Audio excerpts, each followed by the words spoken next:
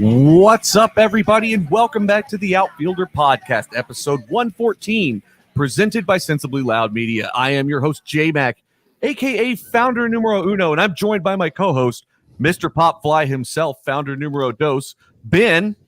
Who also sounds like he makes tomatoes. Baseball, Ben, what's going on, man? Hello, tomato maker Justin. How are you doing? I love whenever the drop just like seamlessly goes right into whatever your name is. Oh, that's fantastic. It's pretty good. How are you, sir? I'm doing well. Real quick, I just want to make one quick note on the drop thing right there. Have you looked at our Trello board of all the things of the drops that we need to cut? No. Because like 3/4 of them are from you. Perfect. Like back to like episode 70 or something like that. So yeah. Which, speaking of, how did we already get to 114? I don't know, but I was actually really happy to be off last week because I don't like the number 13. Oh, really? Oh. We don't have an episode 13 in anything at Sensibly Loud. No. I just don't like the number 13. Number 12 is my favorite number. It always has been, and so I've just kind of always not liked 13. I don't like the whole aura around it, but yeah, I think it's hilarious that all those drops are yours to be cut. So I'll get on that soon. Number 12 is your favorite. Correct. Like Aaron Rodgers. Not like Aaron Rodgers, like Tom Brady. Who? Yeah, I don't know. Some guy who plays in Tampa now. Yeah. Doesn't he play for the Bucks? I think so. Who cares? Anyway, this is a baseball podcast, and I would be incredibly remiss if I didn't call attention to my Padres cap. Ooh, I like the Padre cap, but I think someone just stepped into the on-deck circle. Do you see him over there? I do. Let me see who else might be rocking a Padres cap. We'll have to see. Ladies and gentlemen, now batting cleanup for the Outfielder podcast, number 3, the great Sambino. Welcome, Sam. Hey, guys. Hello, Sam. Home here. How's it going? Yeah, sorry for being late. Everything's fine. Yeah, you're late, Sam. No, I'm just totally kidding. I was busting Sam's balls before the show. We are 100% live, and I would be remiss if I didn't mention two things right now. Number one, I think this is the first time we've seen this part of your house, Sam. So I like that your dog Pepper is in the background. It's quite nice. But this is the basement. Oh, that's a nice basement, man. When I think basement, I think like murder. But no, that's pretty nice. Why? Are you? Hold on. Are you accusing Sam of murdering people in his basement? Because that's not right. Not that basement. Oh, We need to. a basement. Got it. We'll dig into this on the psychoanalytics portion of the show. Okay, Right. perfect. That's exactly it. No, and then the second thing, J-Mac, on our last episode that you weren't there, did you happen to hear Sam speak about his cooking and fancy pizzas? So yes. 100% hats off to you guys for holding down the show while I was gone. For those that don't know, my wife and I had our first son this past week. So the guys held it down for me while I was gone. It was sad to be gone, but you guys killed it. I was dying laughing the entire episode. Well, that's good. And congratulations from not only the Sensibly Loud family, but from all the grounds crew out there. Thanks, man. I appreciate it. So the reason I brought up cooking is I'm still jealous, but this is the closest thing to fancy cooking. My wife took crescent rolls and rolled chocolate chips and peanut butter chips in the middle to make like a nice fancy dessert. So I wanted to show Sam now that he has joined our podcast. That's good. I was late because I was cooking and I'd just mistimed things. And then Anything good? I made vegetarian sweet potato tacos, Asian style. It's really good. Asian slaw, pickled vegetables, baked sweet potato slices, spicy sauce on tortilla. Sounds incredible. It did was feel really like there was a decent amount of animosity towards DiGiorno pizza during that episode. Which one of you stood up for DiGiorno pizza? Was it you, Ben? Me. Yeah. Sam did. Okay. I'm in on DiGiorno. Me too. So So DiGiorno, like, for what you get, it's not worth the money. Like, that's a $7 frozen pizza where you can get an almost identical Tombstone for $3.50. So if I'm going for frozen pizza, like, it's value. All right. At a $7 DiGiorno, I might as well call Pizza Hut and get a $9.99 special. So I understand that logic, but the quality between a Tombstone pizza and a DiGiorno pizza is exponentially different. Meh. We'll have to do a taste test here. Maybe It's going to be good. I'm excited. Is that a thing? I think that's I don't want to invoke Seinfeld here because I know Justin wasn't the biggest fan of his latest episode, or his latest special. But the difference between great and crap is not that different. It's true. In Very pizza true. world. True. And Sam, you had said that you'd never had a bad slice of pizza. I thought that was interesting. I think that's probably true. Yeah. Interesting. Very interesting. I think I've definitely had bad pizza before, but not very many times. Very, very few times. Was it like where? How? You heard it here first. J-Mac down on New England pizza. Wait a minute. I said nothing about New England pizza. I actually had it in New York and it was terrible. I was just trying to clickbait our audience. Nice. But there are only like 17,000 places to get pizza in New York, and I just happened to pick the wrong one. I should have listened to Jimmy Midtown, I guess. That's the problem here. He was too busy wishing that the Mets would re-sign Bartolo Colon.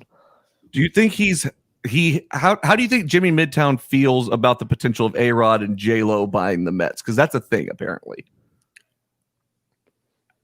I think we should ask him at some point. I agree. I think. Do you know where he is right now?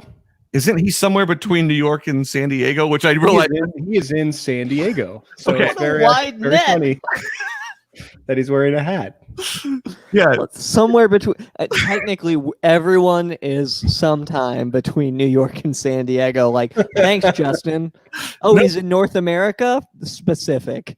So let me add clarity here. Last I talked to Jim, we were talking about something tangential to said road trip, and he made it sound like there was like a long road trip, not like a flying across the country type situation. So when I say somewhere between New York and San Diego, I actually mean that. Oh, he's driving.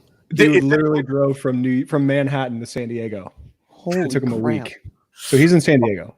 So it's funny you were wearing a Padres hat, Ben. Yeah, it was $1 at the store, so I got it. That's great. Awesome. And I got it, I think, like on the anniversary of Tony Gwynn's death. So either it's a good sign or it's haunted. I'll let you know. Did it come with some Red Man? Wouldn't be the first time we've killed off. Speaking of things that need to be renamed.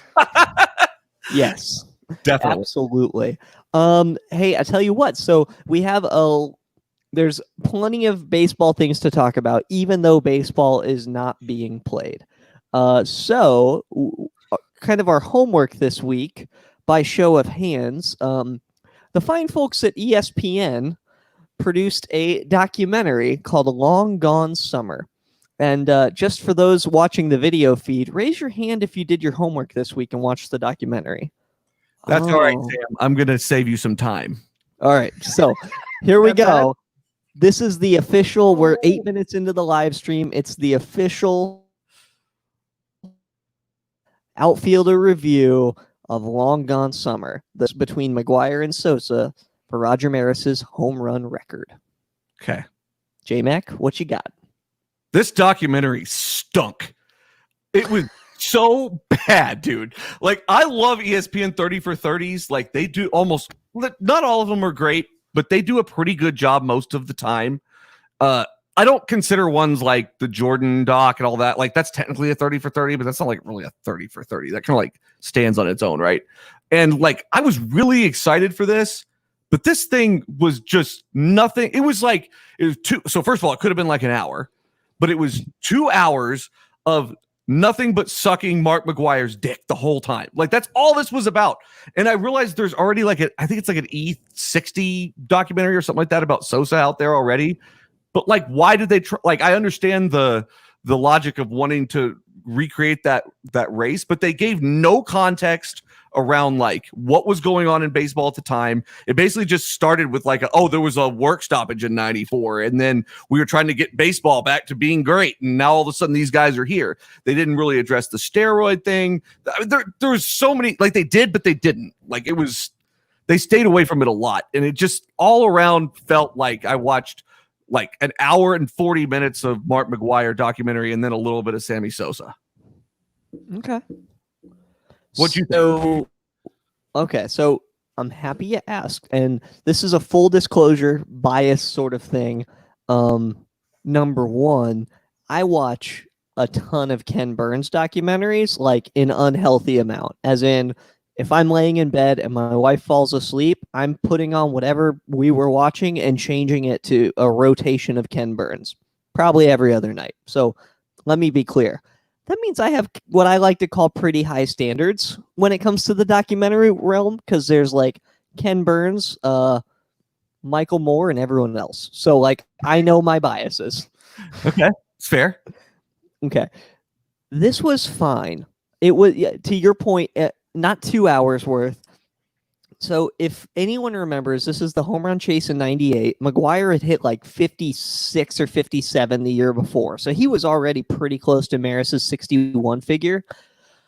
But like the chase was initially for the first 2 or 3 months between McGwire and Ken Griffey Jr. Yeah. This was a hour and 44 minutes was the ESPN Plus cut, and it didn't even mention Ken Griffey Jr.'s name until 20 minutes and 50 seconds in. That's how much was just talking about McGwire in the first bit, with a brief, like, oh, we're going to have Sammy in this documentary, and so we're going to show you a modern interview with Sammy. It was bad, Sam. It was really bad. Did they rush it to get out new content? It feels like it a little bit. I don't know if that's exactly it, but it was just a poorly told story. So there were a few things that I liked about, and I would have liked them to be able to expand upon more, that was kind of chase related. Okay. Because I thought that the documentary was at its strongest when it was talking about the rivalry between Chicago and St. Louis, the story of like the baseball cities and the different like the announcers. Like it had Harry Carey's grandkid and like clips of like Jack Buck and Joe Buck, you know, in St. Louis. So like I thought when it was talking about that sort of stuff, it was in a really good spot. Mm-hmm. And when it brought up Andrew, and I think his name was Steve Miller of the Associated Press, who found the Andrew and McGwire's locker and did the initial reporting on it, I thought like, okay, cool. They're about to add in a ton more gripping content on this stuff. And not unlike ESPN overall, just swept it under the rug. And probably the last 15 minutes of the hour and 45 minutes was spent talking about the steroid thing. You know, it talked about Sammy getting popped for the cork bat when he was in Texas. I guess Sammy had a falling out with the Cubs at some point, which I didn't know. Yeah, Yeah, big time. huge. So like it talked about that a bit. I was kind of hoping it would be more about that, but it was basically, hey, March 30th, 98 to September whatever, 98. This is what was happening. So it left me wanting more. Definitely agreed on that. Ben, how long was it between? Was it 117 years that the Cubs didn't win a title? Yeah, so they won in 06, I want to say. It was 100 and change. Right. So they went that long, and this organization has the balls to turn their back on Sammy Sosa, one of the most exciting thing that's ever happened to their organization. They still haven't welcomed him back to town for whatever reason. That's absurd. Can y'all name a bigger Cub? Sam? Like in the history of the Cubs franchise, if you think who's a notable Chicago Cub, you're gonna think Sammy Sosa. The first Madden. Every time. Joe Madden, Addison Russell. I mean, Start naming guys on the team now. no, but you know what I mean? Like, Yeah, no, I do. that's who you think of. Right. He's like, I don't understand what the issue is with that. And it's just, that's never made a whole lot of sense to me. But this documentary was just unbelievably terrible. And like, it sat there and made Mark McGwire out like to be this like physical specimen. And like, yeah, he was, but he was also taking fucking horse tranquilizers or whatever. Right? Like, I don't know what it is, you know, but like, it was ridiculous. Like, he wasn't like, he was like to sit there and be like, oh, this guy had muscles that other people didn't have, but that like, to be taking steroids and knowingly doing so, like, I don't have any problem with steroids whatsoever. I really don't care. I never have. But to sit there and make him out to be like this remarkable specimen when you don't even mention Ken Griffey Jr. for the first 20 minutes of a documentary that was playing at the exact same time, who was exponentially better overall than he was. And it did say that. I mean, it did say how McGuire like wished that he was a 5-tool guy like Junior, but he was like, at the end of the day, I was born to hit home runs. It's like there's a bit of self-awareness to that. But I mean, ever since he gave his testimony in front of Congress, like I don't care. Pretty fun. Here's my final take on it. If anyone is interested in the home run chase of 1998, go to your Amazon Prime account, search Ken Burns baseball on the old computer box, go to episode 10, extra innings, and go about halfway in. Right after the Ken Griffey right after the Cal Ripken Jr. stuff, it covers the home run chase, and it is very well done. I also thought it was incredibly convenient that they didn't spend any time breaking down the labor stoppage in 94. They just sort of glossed over that when that's a huge part of the story. Huge part of the story. Baseball was basically dead until this home run race became a thing. It's crazy. It's absolutely crazy. It was a terrible documentary. Don't waste your time, Sam. Blow off the homework. I tell you what, Sam, what did you watch instead? Because I would like your review of that. I've been watching Space Force. Hell yeah. Okay. On Netflix. How's the good old Space Force on Netflix? It's cerebral and funny. Like you have to know your science shit to get a lot of the jokes. There's very few jokes where if you're a dummy, you're going to get them. So know your shit. It's like not the funniest show in the world, but it's definitely entertaining if you just spend some time really thinking about some of the deep shit in it. Yeah. Also getting rewatching Star Trek Last Gen. Interessante. How's that been? Next Gen. Jesus Christ. It was good. Of course it's fucking that good. one I'm not aware of. Sorry. Picard seasons, the ones from the late 80s, early 90s. They're fantastic. They're awesome. Good for you, man. It's awesome. So I have a question. Does it feel like Manfred was in the cutting room when they were editing this or something? Oh my God. 100%. Or Selig. Yeah. I want to, I'm so excited to get into all this labor stuff with him, but like, where are you guys at on him as of this week? Like, where's the barometer? Like, I think everybody was furious at Rob Manfred as of last week, but like, where are you guys at right now with him? I'm hoping that he's like showing a little self-awareness to just stealing Ben's expression just now. Like, I'm hoping that he knows that he's being a piece of shit and is actively trying to get baseball going. That's the sense that I get because lots of things happen, meaning nothing happens as far as baseball getting started is concerned. And then there's just lots of people saying Manfred's a piece of shit, just like we are. And next thing you know, we're really close to a deal. That was a week ago. And furthermore, just before that we started recording this episode, just before, about 2 hours ago, the Players Association voted down MLB's 60-game offer. Like, Manfred, he did a huge about face after he said, well, he probably got vertigo. He's spinning around so much, but he said, I'm very confident there's going to be baseball. And then 3 days later, I'm not confident there's going to be a season this year. And then now he's like actively saying, what do we have to do? Like he's realizing that the toothpaste is spilling out of the tube and he's trying to wedge it back in there. And it's just not happening. I think something that's being really missed in all this is that he speaks for the owners. Like that's his job. And like you get paid a handsome amount to just take a barrage of shit in a situation like this because there's no winning here. Like everything is lost in this case. Like we're getting a shortened season. Like we'll get into the virus stuff here in a few minutes too. Like, there's a lot of things that are affecting this. So like it's a lose-lose situation for him. I'll give him that. But like people just seem to like let owners off the hook. Like they don't have anything to do with these decisions. And that is crazy to me. Oh, for sure. And one of the more recent proposals on there that they were talking about, I think we spoke about it a little bit last week. I don't recall exactly. Maybe it was on J-Max Pod that he did the repeat one, but it was about the counter offer where they were saying we'll get a 60-game season, universal DH and ALNL, and then logos on uniforms and expanded playoffs. Like that was the most recent thing that as of today got sort of shut down. So I feel like that proposal from Manfred was him trying to be like, just get something going, get me out of the doghouse, let me be the guy who sort of quote unquote saves it. And I wouldn't trust him to catch a wiffle ball in my backyard. So can we not let the players off the hook real quick? Because there's a 60-game season on the table, like DH across the board. It would get, 60 games done before the end of when the actual season would have ended. Like now they're in the way. Mm-hmm. So one thing that.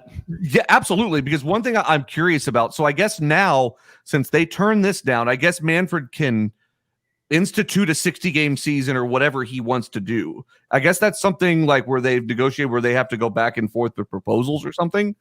I don't really know. Like, if you're just going to institute a season, like, what does that mean? Like, or like, if the players don't agree to it, then like, what? I that's a part I'm unclear. Ben, do you know a little bit more about that part of it? So I've heard that they can try to force it, but then I believe, and I could be wrong here, that it would be like in I can't remember if it was the 80s or the 90s, where certain players strike and then baseball tried to replace them just with Joe Schmo off the street. So that to me is what I feel like is going to happen. Like I'm waiting for my cell phone to ring so I can play left field for the, Toledo Mud Hens or whatever. Like, to me, that's what level we're at. Is if Manfred now, the players have rejected the proposal, if he tries to unilaterally say, oh, this is happening, my prediction would be a work stoppage from the Players Association, followed by Manfred and the owners just putting whoever out there.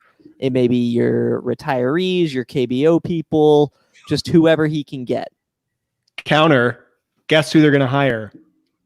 Everyone from the dissolved minor league system. That would be awesome. You have unemployed media talent in the States. Yep, they're in the system. They have a list of guys. Each club has a list of guys they're ready to call. 100%. What a huge middle finger to your players that would be. It's like, hey, I have this play, and I'm just going to put in all the understudies because people are that desperate for it. So I said back in April that I'm pulling for the most amount of chaos possible in this scenario.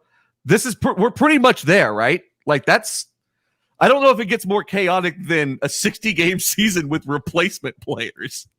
No, I mean, it's pretty chaotic. I mean, in the sense that literally nothing has happened, it is pretty chaotic.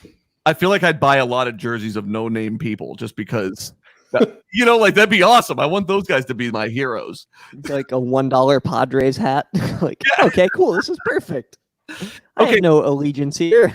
One thing I want to do, Ben, let's go back to that proposal that they turned down here for a second. Can we break that down for a second as far as what is being negotiated here or what's being proposed? Yeah, so I'll be pulling up some of the finer points, but let's just go through it. So number one, 60. So the MLB rejected a 70-game proposal from the Players Association. Okay. So the league then countered with a 60-game season, but it would expanded playoffs and universal DH. So what are your thoughts in that area first? I mean, I don't really understand why they turned that down to begin with, other than just negotiation tactic. As far as like lowering the amount of games is fine, and expanding the playoffs is going to make you more revenue, probably not by a lot, but it's going to help. What do you think? I think all of what you said is correct. I would add that the players' union a long time ago were very firm in saying that they would categorically reject a 60-game season on its face. So I don't even think they thought about it at all. And they were just like, oh, that's exactly what we said we would reject. We have to stand by our guns, as stupid as that is. And they did that. So I feel like it was. So real quick, I feel like we're at this place. It's like, I think we're at the same spot, I guess, as far as like the amount of games. Like that's what we're trying to negotiate here. What I don't understand is kind of what comes after this as to why these are things. Well, and that's where overall, just from a timing standpoint and the fact that they haven't got it together, we're already basically to the All-Star break and they haven't even done like a spring training. This broadcaster's opinion, there's no baseball this year. Like, it's not going to happen. No. Period. Stop lying. Stop getting the headlines. Just go for it. Furthermore, universal DH is coming. Like the NL pitchers need to just write down so they don't forget what their last at bat was, because it's not happening again. Mm-hmm. And we are going to really see, even, not talking about the virus, which is kind of the huge, elephant in the room here, virus in the room rather, is we're just kind of like, baseball's not happening this year. It's not going to stop. It's a non-starter. Like, let's just move on. So I agree. Like, we've long been on record of universal DH across everything. I don't know why that's in this negotiation at all, really, other than they're just trying to get it in there. Like, I mean, I'm for it, don't get me wrong, but like, it seems out of place and just an unnecessary thing that we're talking about. I understand the advertisements on the jerseys. I don't really love that, but I mean, it's in every other sport. It's not a huge deal. It's not going to be like, some of these like Euro soccer leagues that are just like covered in advertisements. So like, I don't really care about that, but it's like, I don't understand why that specifically is wedged into this. Which is why I think Sam was absolutely right when he said they shot it down because they said they'd reject a 60 gamer. And they said that 2.5 months ago, but you said it, so they're sticking to their guns, is what I agree with him. I think that's what they're doing. But go ahead. Sorry, man. No. I was going to say, but let's do a bit of a thought experiment, because let's say that 2 hours ago, the Players Association said yes. Okay. So number one, that is not what happened. As it stands right now, there's no deal. There's no baseball. It's June. Who knows what? I haven't looked at the calendar since March. I don't know. But there's no baseball happening.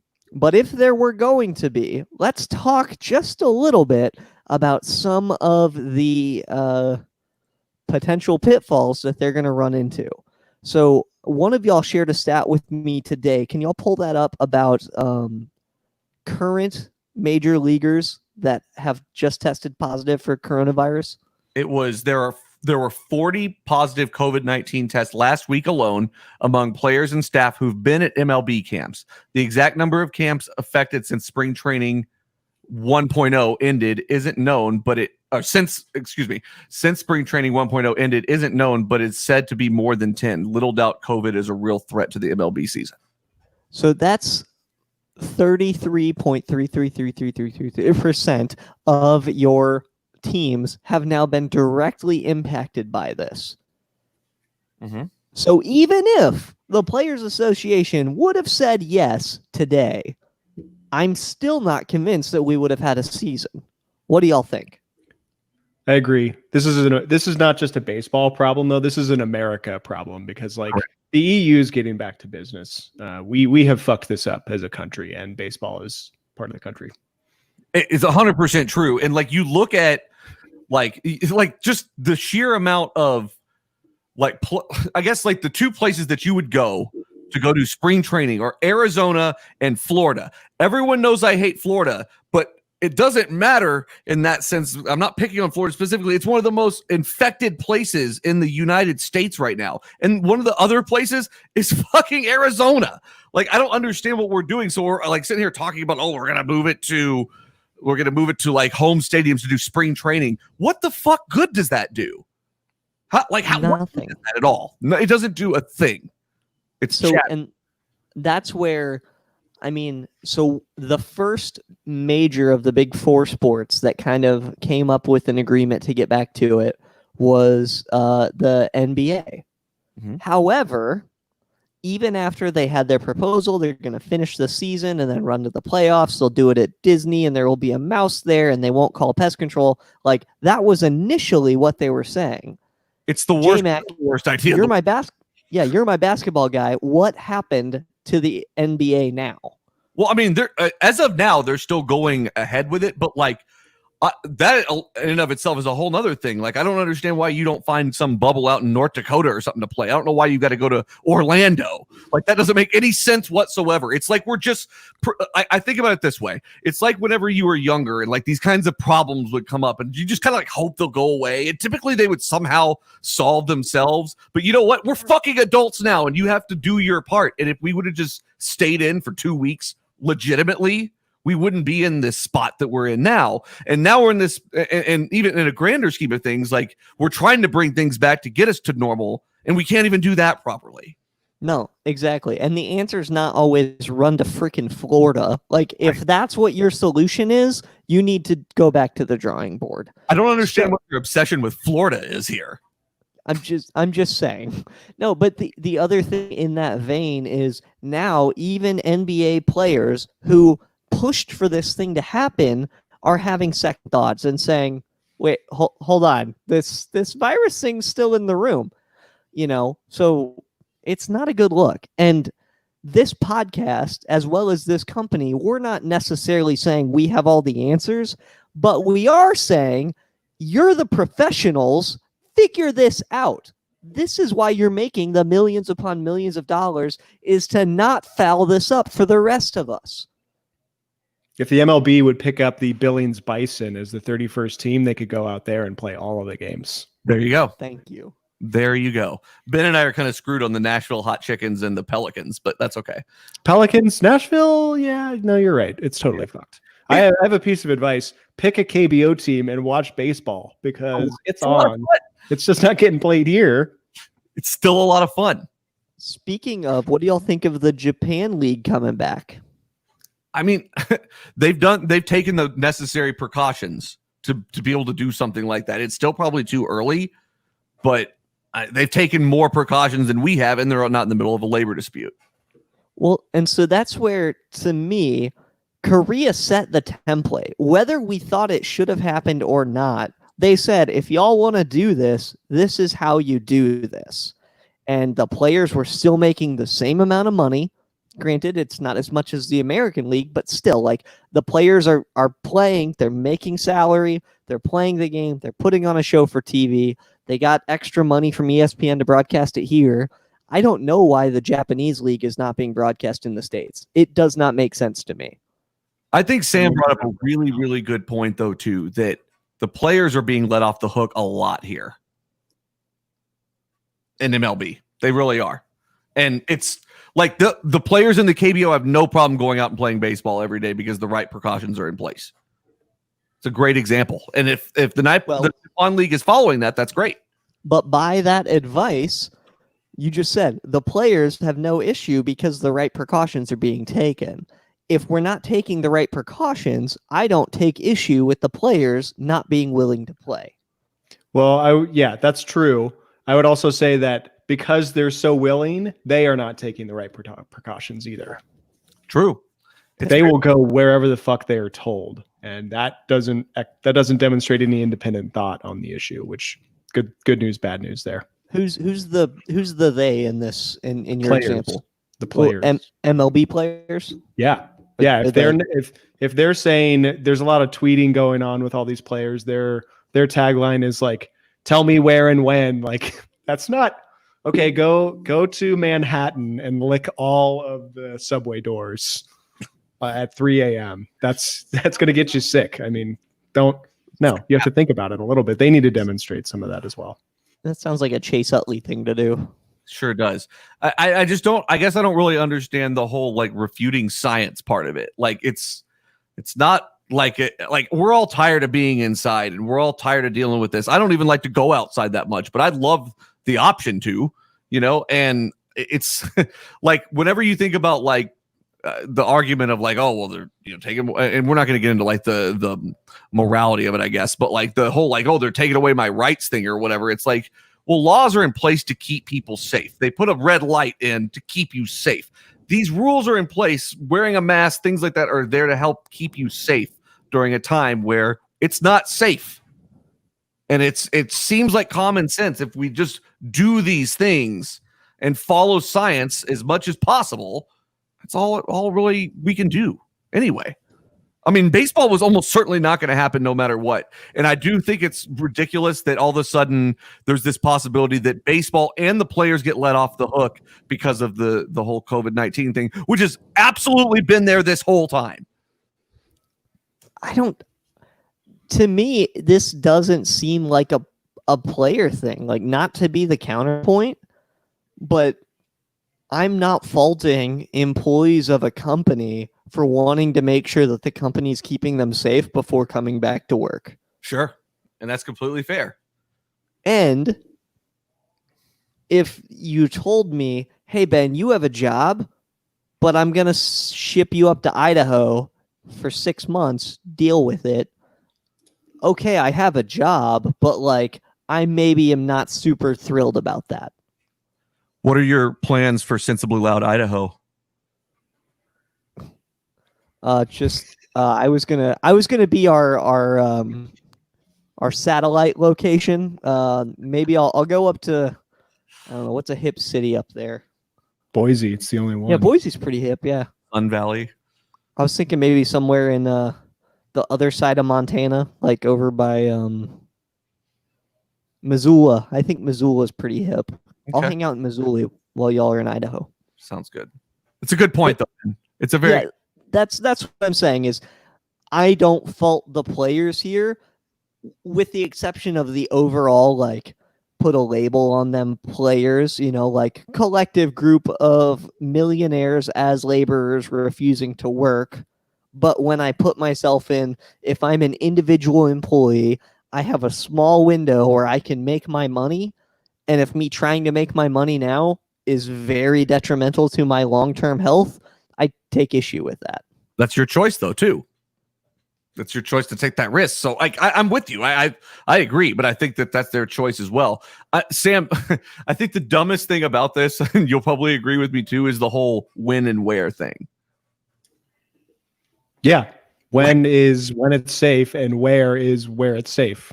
Right. And like to put that out there is such a strange PR leap.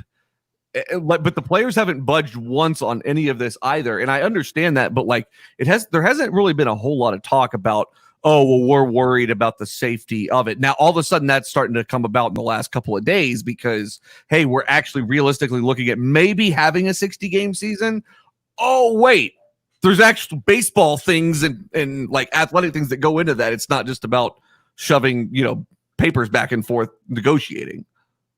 Yeah, there's that. And I think collectively, the country is slowly realizing that it is still here, and that took people quite a while. Shocking. Which is absolutely bananas. I feel like I've been the canary in the coal mine since fucking January, yelling about this. Yeah, it's crazy. It really is, and I like you feel how you feel about it, but I would say my only ask is just respect how other people feel about it because not everybody's in the same situation. Yeah, but we're Americans. That's not what we do. Oh, I'm well aware of that. It's the best and the worst thing about America, for sure. So, who has any other topics from a COVID or MLB standpoint? I'm just pissed off that baseball isn't going to happen. It's not going to happen. It's not. There's no way. Sam? Is there a format where like far fewer than 60 games would work? Like a 1-game bracket style? Like here's a participation trophy at the very end for only the first place guys? Maybe a best of 5, just bracket just series. Like a fucking bracket. Just 1 game, no series. Just like, all right, we can play like 40 games. Get after it. I mean, that'd be great. I hope it's with replacement players too, because how cool would that be? The chaos of all of it would be absolutely incredible. We'd watch every. That would be chaos. You'd be if it's your team, there's a whole city getting ready to watch 1 game and they get eliminated. That would be fucking chaotic. That would be incredible. That would get the best ratings ever. You'd get soccer hooligan-like behaviors. It'd be awesome. The last time I saw something that brutal was in Atlanta back in October, whenever the Braves just got demolished somehow. Totally destroyed. Yeah. But no, I don't have any other topics that are MLB or COVID related, other than I'm still sitting in my basement. Interesting. A lot of time in that basement. I'm disappointed though. I really am. It stinks. None of this is good. We've talked about that repeatedly since March. Like none of this is normal. None of this is getting us back towards normal. It's a ugly thing. I think the thing that I might be most shocked about is how much this baseball labor agreement has played out in public. Yes, just like, hey, let's find every way to do this poorly. Like that's it's like taking out a ad for the Super Bowl to have your divorce documents read. Like that's how stupid they're being right now and how public of an airing of dirty laundry they're doing. Is there a school of thought that like baseball isn't very popular in the first place, so all press is good press? There isn't really anything. I mean, people are talking about it more than they typically would, right? That's like a real Trump mentality, I guess. No, but I agree with it. no, I'm trying to it's advance. still a major sport. It's like number 2 in terms of money. I'm trying to Is advance. it though? I'm trying to advance some theory that makes some kind of sense because none of this has made sense as to why they've It handled it. doesn't have to make sense. That's what conspiracy theorists do. They seek sense when there isn't any. So just stop. What else are we going to talk about on this show, Dan? What else? So before we end the episode later, I do have a wild conspiracy theory that I want to run by y'all. Not at all baseball related. Well, it has one baseball related thing, but it's tertiary at best. So the rumor is that tonight Manfred is having a conference call with the owners. How do you think that's going to go? So that's another thing I don't understand. So I guess the owners can vote against like a season entirely, and it only takes, I think, like 9 votes or something like that to cancel the 2020 season. What? Because it's got to be like some sort of majority type situation, is my guess. I mean, it kind of feels like that might be where we're about to be. Like, I can't think of. Well, the other option is for him to just institute a season, and I mean, you do that, but I don't know. Do you really think that these owners? I feel like we've asked this question almost every episode since we've been talking about it. But like, are the owners really willing to just say like take their ball and go home here? Kind of feels like it. I hope not. You know they're going to. I don't know. That seems like really pathetic. It's not above them or below them, I guess, but I mean, keep in mind, this is a set of owners that like actively keep people like Mark Cuban out of the league. And like say what you want to say about Mark Cuban, but he's advanced the sport of basketball tenfold from where it was 15 to 20 years ago. And like they just flat out refused to let him or other people that are similar in that nature of that newer mindset. They just refuse to let those people even apply to be owners in the first place. And it's one of those things where it's like they don't really understand what they have here. That's what this all comes down to me. They don't understand. No, they're willing to. This is the definition of cutting off your nose to spite your face. Yeah. And with that, I think that there's a very real possibility we will not see a 2020 season for baseball. That's crazy. They could have been the first sport back. They could have. And now they're just not going to come back. That is going to be devastating for the future of this sport. Well, and that's where my head's at is they're going to sink to the 4th biggest sport. Like there's no way they can maintain the 2nd as Sam claims or the 3rd as I anecdotally claim with no evidence in popularity. somewhere in that middle area of the 4. It's not, you know what I mean? Is the point. And especially because even before COVID, baseball was declining in popularity. Like, I don't mean to be the guy just taking out an ant mound with a flamethrower, but like the whole thing just stinks. You can't have your freaking championship average age viewer 55.9 declining in ratings every single year and still hope to be relevant.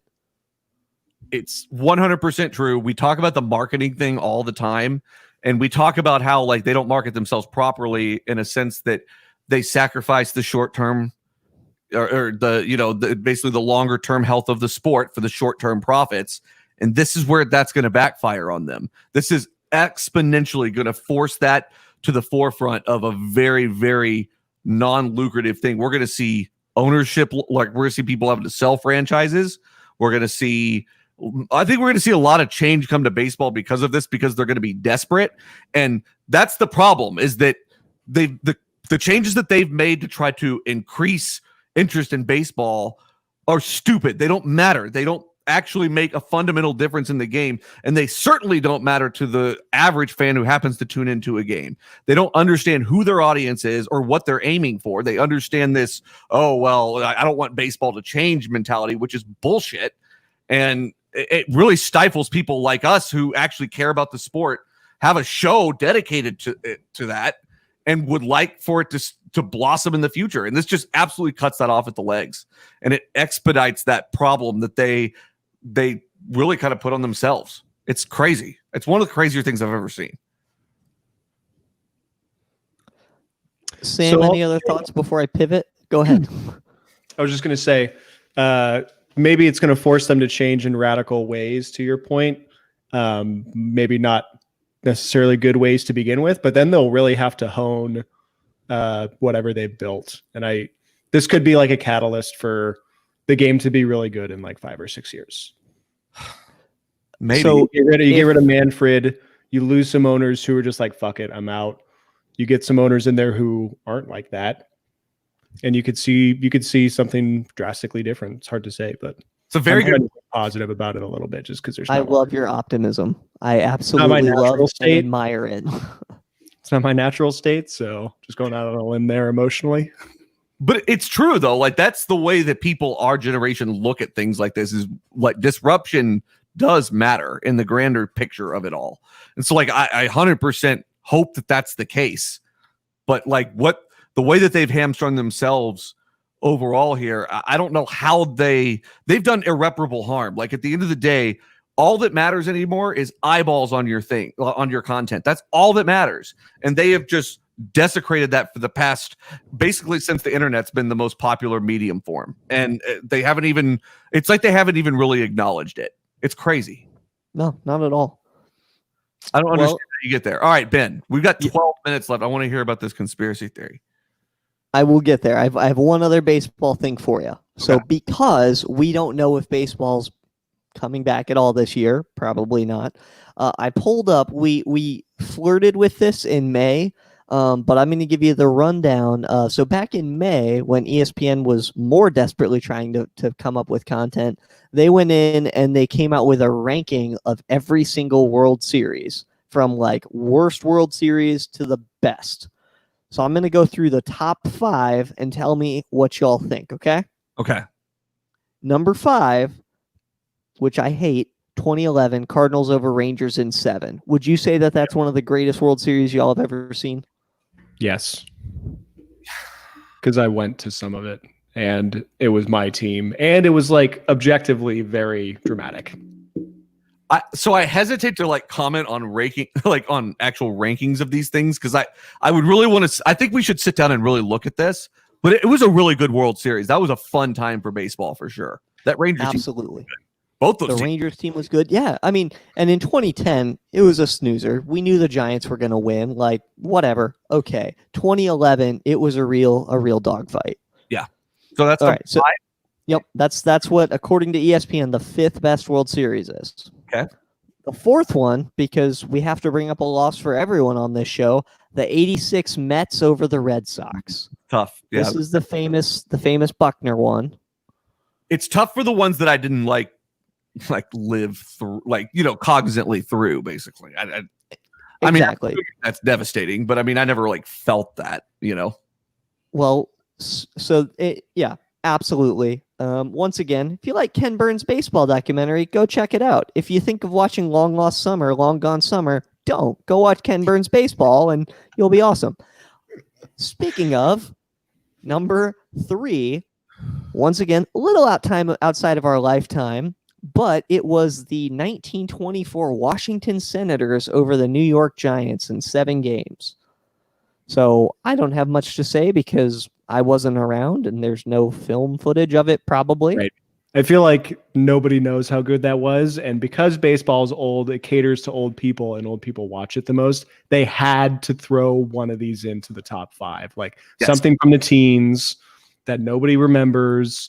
And they're just like, oh, don't you know how old baseball is? Right. And we're like, and they're just like touching themselves to the racist ghost of Ty Cobb or something. Show me the analytics and a highlight reel of the game. Oh, wait, you can't? That's Yeah. great to you and nobody else. Ben, Exactly. what year was That was 24. Okay, 1924. I want to look up what some of the stats were here real quick. Perfect. Yeah. While I you're could've doing that, said all that knowing that there could be like some massive performances. the second best one, according to ESPN, 1991, when the Twins took over the Braves in 7. So think of how great the early 90s Braves pitching was, and then imagine Kirby Puckett and Darryl Strawberry, all these Minnesota Twins who decided to do better. So that's, according to ESPN, the second best. And then finally, drum roll please, according to ESPN, the number 1 World Series, 1975, with the Cincinnati Reds over the Boston Red Sox in 7. It has the iconic Carlton Fisk waving his Game 6 home run to stay fair. All sorts of big stuff from there. Lots of great stories. So that's what's going on, according to ESPN. Can we talk? Justin, do you have those stats? I do. So do we want to talk about how do we want to gauge this? Do we want to look a little bit at batting and a little bit at pitching? Yeah, just a little bit, just a high level, a sampling. So the Washington Senators, I'm gonna give you overall OPS, okay? Sam, what do you think the team OPS, everybody on the roster, so it's gonna be naturally a little bit lower than like normal OPS just in general, but because you have a lot of people that probably didn't play a ton, but like, what do you think for the Washington Senators, the OPS of the team was? Get round to me. I'm gonna go like 880. Ben, guess 640. 668. Ooh, that's bad. The New York Giants. Do we want to take a stab at let's take a stab at slugging here. New York. Oh God, Giants. 474. I'm gonna Just go terrible. 880. 360. Oh no. All right. So let's talk about collective ERA. All right. So we settle in a little bit here. So we have for the Senators, Sam, where's your ERA of the pitching staff? Well, we know the batting stats, so the pitching stats should be good, right? Hopefully. ERA, 285. Okay. I'm going to go a little higher. I'm going to go pi at 314. Okay. It's at 242, actually. Wow. Okay. And then finally for the Giants, Ben, do you want to take a guess at, let's see, what's going to be the most fun thing here? The amount of saves that they had in this series. The Giants. Well, hang on. Because I'm not convinced that they had closers in 1924. I think that you just pitched all 9. No, that's well, I mean, saves is a stat here, so they had some closers. They went back and calculated WAR and all that shit. So are we saying for the series or the season? Let's actually tell you what. Let's do for the season. Team average saves. How many saves do you think they had as a team? I think that was like when the seasons were 150 games. I'm going to give them a good solid 42 saves. Sam? I was thinking 45. 18. Pretty bad. You won the under. It's not good. It's not good. All right, we're going to start doing more looks into the past because these are just not that exciting. Also, So let's do more of that. Yeah, we're going to do more looks in the past because what the hell else are we going to do? yeah. I mean, we don't have anything else to look at right now. Like, We look forward to. yeah, exactly. We've got like a lot of time between now and October to fill, so we're going to be doing some look backs here. Ben, you can lead us through it. It'll be great. Absolutely. And I'll probably assign homework again that one of us will blow off, which will be Ken Burns baseball. My wife actually had an idea earlier where we have a third party like Jimmy Midtown or Duster Dan give us homework and like have questions filled out based on something we watch, but assign one of us to deliberately not watch it and see if we can figure out who's the faker. Yeah. So it's like, hey, y'all go in and everyone watch this documentary about whatever. I'm going to give you all some questions on it, but one of you won't have seen it and see if we can figure this out. So Truth or lie? are we trying to like sniff each other out here of like who's the one that didn't watch it? Yes. Okay. All right. So like Jimmy or Dan or someone would be in here with us and they'd be like, so Ben, tell me about what you felt whenever this happened. See, I think it'd be better if we had the questions in advance and we have some time to be thoughtful about them.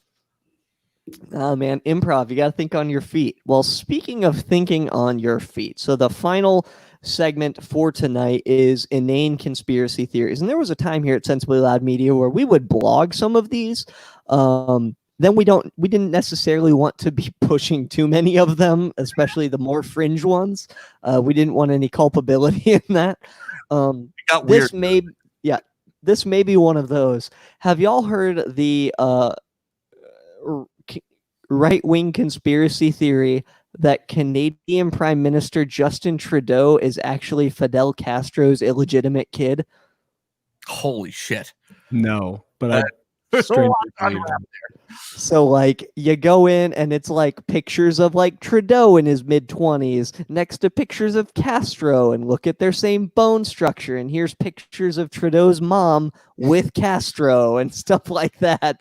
It's incredible, all the way down to the shade of nipples. Okay. Because if he had a Latin streak, they would be darker than mine. Interesting. Wow, we broke that down. You're welcome. I'm here for the listeners. Glad we got to that today. All right, Ben, take us out of here. All right. Well, if you like what you're hearing, make sure to check us out at sensiblyloud.com. Even when there's not sports, there's still amazing content. Make sure to check us out. Don't forget to rate, review, and subscribe. Huge props to J-Mac for producing this and every other episode. And once again, from Sam and I, congrats to J-Mac and Claire Peachy on their newest addition to their family. Thank y'all so much. We would like to thank everyone for tuning in to episode 114 of the Outfielder podcast. We'd like to thank all of our fans, Sensibly Loud Media, our sponsors, and those with the sharp eye to keep the runners close. Grounds crew, please keep patrolling that outfield. Big ups to Kevin Towers. Don't text and drive. And we'll see you right back here next time on the Outfielder podcast.